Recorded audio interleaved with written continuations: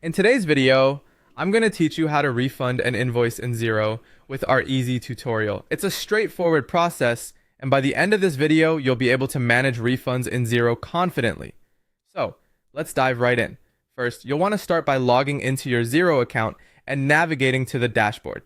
This is your home base in Xero, where you can access all of your accounts and transactions. Once you're there, look for the option that says Reconcile 27 items and give that a click. This will take you to the transactions that need your attention, and it's a crucial step in ensuring that your financial records remain accurate.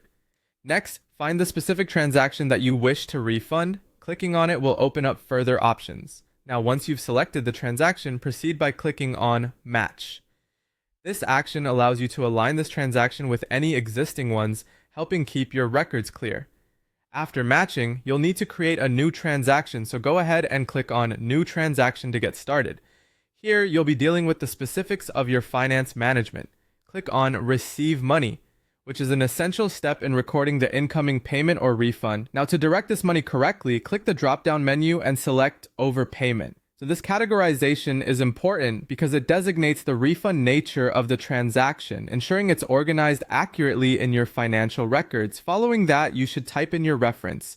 For our purposes today, we'll enter For Invoice as a reference. This helps in identifying and tracking the transaction in future reviews. Once that's complete, click on Save Transaction to securely store your changes. Before moving on, it's vital to check everything. Double-check the details to ensure accuracy and avoid any discrepancies. Once verified, go ahead and select Reconcile. It confirms the transaction and updates it within your records.